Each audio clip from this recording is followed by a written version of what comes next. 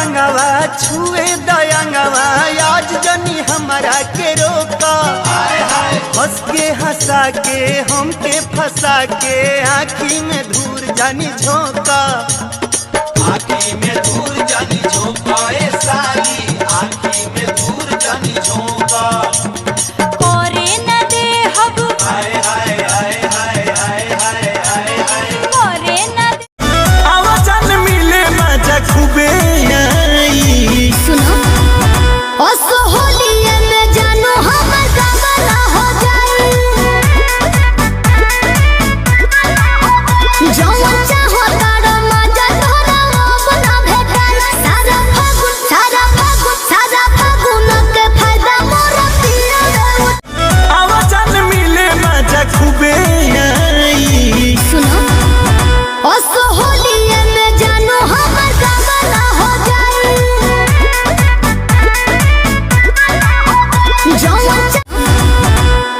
होलिये में जानो हमर गवाना हो जाए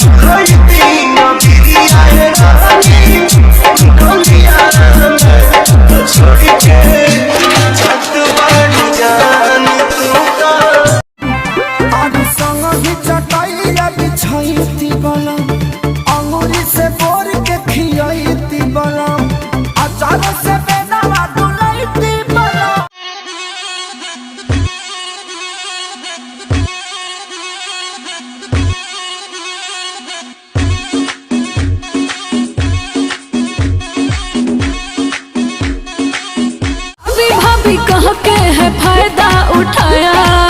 काजल बस तू नाम बता। मेरे को क्या पता। मेरे मलिया के गलिया पर रंग साला कौन लगाया मेरे मलिया के गलिया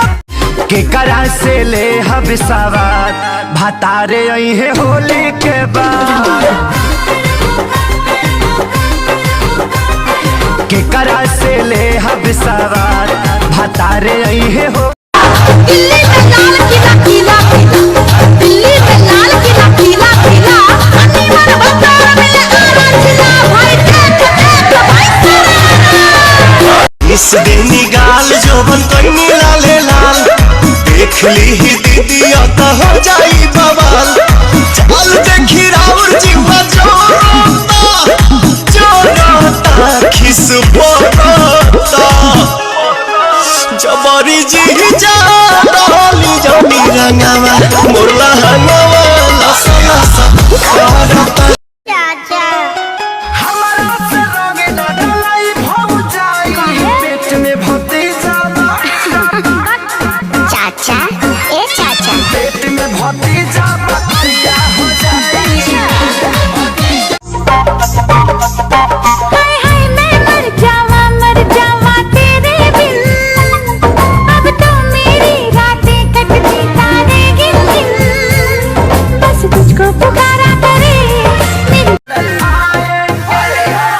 आगोया मेरे परदेसी बलम जी तुमसे नया बटला पाएंगे हम जी हो मेरे पिया ही रंगवा लगाएंगे तो बतिया मान ले आज पूरा तो के जाई अपन मन कि धान भले धुआं हो जाई और काली करी अखियां में काला काजरा